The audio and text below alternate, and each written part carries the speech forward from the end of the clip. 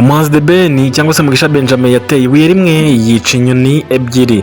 Nawe icyifuzo cya Tom Close cyo gukora igitaramo cyo guca agasuzuguro cyawe Umugisha na Dr Utuma Twishima. Umuhanzi Platini nawe turabagezaho uko yagurishije indirimbo yabo kuri Just Family. Ndagushimira cyane wowe wamaze ukanda subscribe kuri Irika TV Rwanda, nawe mushyashya nguhaye ikaze tubane mu biganiro byinshi bigiye bitandukanye. Ntibibagirwe like, share ndetse na comment n'abandi babibone. Mugisha Benjamin uzwi cyane ku izina rya The Ben mu muziki aravugwaho byinshi nyuma yo gushyira hanze album ye nshya yise Plenty Love. Muri ibi ari kuvugwaho cyane harimo no kuba yarasabye kubyarira muri Canada. The Ben ategerejwe cyane mu bitaramo bizenguruka isi, kandi muri uku kwezi kwa kabiri no mu kwezi kwa gatatu uyu mwaka azaba ari muri Canada, aho agiye gutaramira mu mijyi itandukanye. Kuba yitegura rero gutaramira muri iki gihugu kandi umugore we Uwicyeza Pamela akaba akuriwe, byatumye asaba kubyarira muri iki gihugu. Amakuru avuga ko The Ben n'Uwicyeza Pamela bari muri Tanzania ndetse bakaba bitegura kwerekeza muri iki gihugu cya Canada. Irika TV Rwanda rero yamenye ko bashobora kwibarukira muri iki gihugu cya Canada kuko bamaze no kubisaba. Pamela azibaruka mu gihe ibitaramo bya The Ben bizaba birimbanije, akaba ari nayo mpamvu yasabye kubyarira muri iki gihugu. Abanyarwanda cyangwa se mu kinyarwanda hamenyerewe imvugo igira iti gutera ibuye rimwe ukica inyoni ebyiri. Iyi mvugo isobanuye neza ko igihe The Ben azaba ari muri Canada azagira amahirwe yo kwita ku mugore we witegura kwibaruka, ndetse akaba yaranasabye kubyarira muri iki gihugu cya Canada, cyane ko iki gihugu gitanga amahirwe menshi ku bana bavukira muri iki gihugu cyangwa se bavukira muri iki gihugu cya Canada cyangwa se ku butaka bwacyo. Impamvu The Ben na Pamela bashobora kwibarukira muri Canada, amakuru dufite avuga ko Pamela ashobora kubyara tariki 10 z'ukwezi kwa gatatu uyu mwaka. Icyo gihe umugabo we The Ben azaba arimbanyije ibitaramo bye muri Canada, dore ko bizasozwa n'ubundi muri uko kwezi kwa gatatu. Amategeko ya Canada agena ko abana bavukira muri iki gihugu bahabwa ubwenegihugu bwacyo hatitawe ku nkomoko y'ababyeyi babo. The Ben na Pamela rero nibabyarira muri Canada bazunguka ibintu bitandukanye nk'uko tubikesha urubuga Move to Canada. Ku isonga harimo kuba azibaruka ari kumwe n'umugabo we, kuko azaba arimo gukorera ibitaramo bizenguruka iki gihugu cyangwa se gukora ibitaramo bizenguruka muri iki gihugu. Bazunguka kandi ubuvuzi bwiza, dore ko Canada ifite system y'ubuvuzi ikomeye, kandi abana bavukira muri icyo gihugu bafite uburenganzira ku buzima bwiza. Mu burezi naho bazungukira cyane, kuko umwana wabo azagira amahirwe yo kwiga muri gahunda z'amashuri ya leta atangwa ku buntu cyangwa se ku giciro gito cyane. Ikindi kandi ubuyobozi bwa Canada butanga serivisi z'ubuzima zigezweho zishobora gufasha Pamela n'umwana. Hari kandi n'amahirwe yo kuzabona akazi, kuko nubwo The Ben na Pamela ari Abanyarwanda, umwana wabo azagira amahirwe menshi yo kubona akazi muri Canada igihe azaba yarakoze. Kubera ko Pamela ashobora kubyarira muri Canada, hari iby'ingenzi bisabwa kugira ngo ibyo byose bigende neza. Hari visa y'ubukerarugendo cyangwa se temporary resident visa, kuba afite pasiporo itarengeje igihe, icyemezo cya muganga cyerekana ko atwite neza kandi ko afite ubuzima bwiza, kugira ubwishingizi bw'ubuvuzi cyangwa kugaragaza ubushobozi kwishyurira ibitaro ndetse n'ibindi, ibyemezo by'amafaranga bank statements cyangwa ibaruwa y'umuntu wemeye kugufasha, kwerekana ko afite itike y'indege mu kwizera ko azasubira iwabo nyuma y'igihe cyo kubyara, no kumenya neza ibitaro cyangwa se ivuriro azabyariramo muri Canada. Twakwibutsa ko nyuma yo gushyira hanze Plenty Love, album nshyashya ya The Ben, ategerejwe mu bitaramo muri Amerika, mu Burayi no muri Afurika. Ibitaramo bizatangira tariki 14 z'ukwezi kwa kabiri, azaba ari kuri Saint Valentin muri Montreal cyangwa se muri Montreal. Nyuma yaho ataramire muri Ottawa, muri Toronto no muri Edmonton kugeza ku itariki ya 2 y'ukwezi kwa gatatu.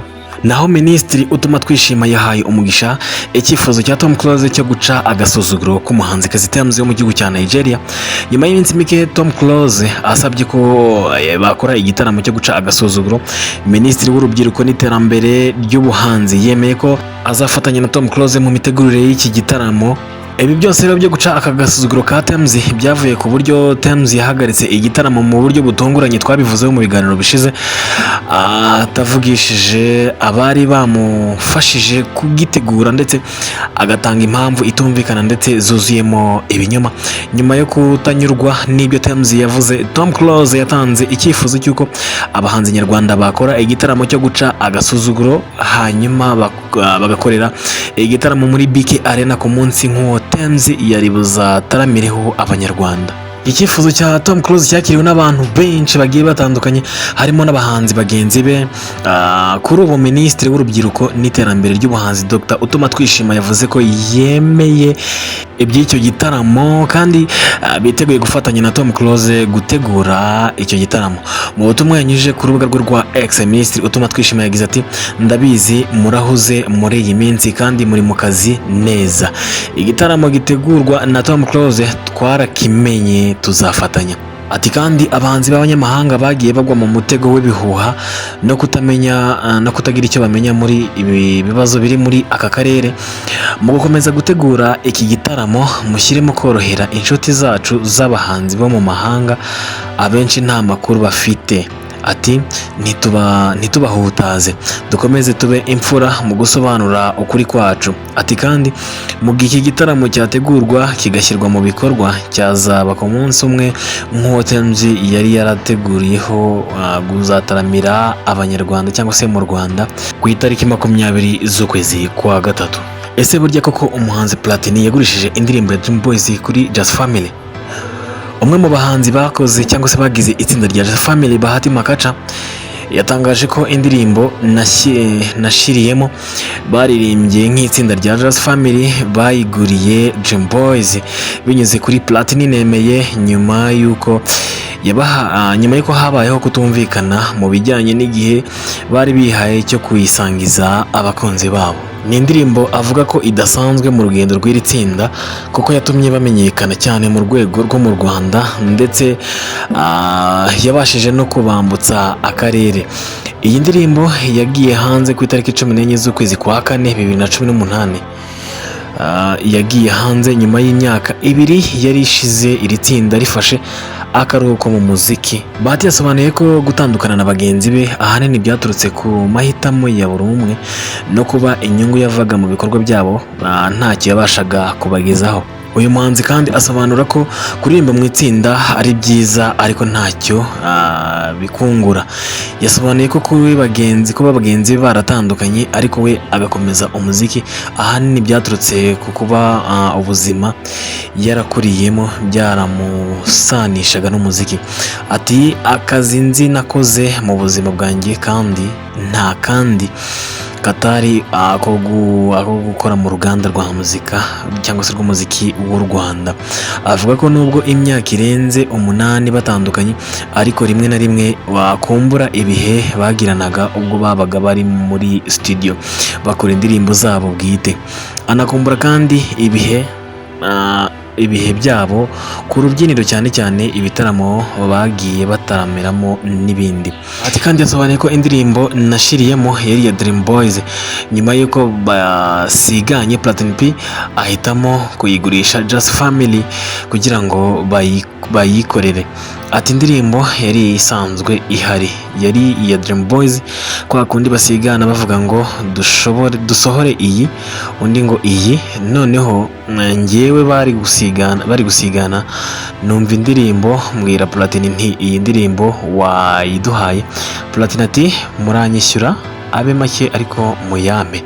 Ndamubaza nti angahe? Bahati kandi yakomeje avuga ko iyi ndirimbo yari isanzwe ikoze irimo amajwi ya Dream Boys, bagiye muri studio bayiririmba bushya. Avuga ko ariyo ndirimbo yonyine mugenzi wabo Jimmy yaririmbyemo atiyandikiye. Ati ni ubwa mbere nabonye Jimmy aririmbye ibintu bamwandikiye, nibanga ariko amafaranga twarayamuhaye. Itsinda rya Just Family ryashinzwe mu mwaka w'2009 rigizwe n'abasore 4 aribo Bahati, Kim Kizito, Jimmy na Kraja.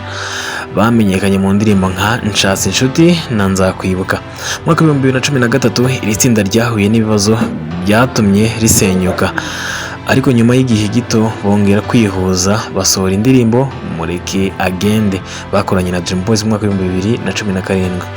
Nyuma yaho bagize impinduka mu itsinda, aho bamwe bagiye hanze y'igihugu. Nyuma Bahati akomeza umuziki ndetse yaje kubaka urugo kuko yasezeranye imbere y'amategeko n'umukunzi we Unyuzimfura Cecile mu mwaka w'2023. Nubwo itsinda rya Jazz Family ryahuye n'ibibazo bitandukanye, ibikorwa byabo byagize uruhare rukomeye mu iterambere rya muzika nyarwanda. Ndagukunda cyane wamaze kanda subscribe, Imana iguhe umugisha. Nawe mushyashya ngo haye ikaze, kanda subscribe dukomeze kubana, like, share ndetse na comment byibuke, hanyuma n'abandi babibone. Ndabakunda cyane rero. This is Irika TV Rwanda. Nishimira ko mubana nanjye umunsi ku wundi, mukatugezaho ibitekerezo byanyu n'ibyifuzo byanyu, tugakomeza kubigenderaho tugira icyo tubahereza ndetse tubatangariza. Imana ibampere umugisha, ibahe guhirwa uyu munsi, bateze ubuzima buzira umuze. Ndabakunda cyane. Ciao ciao.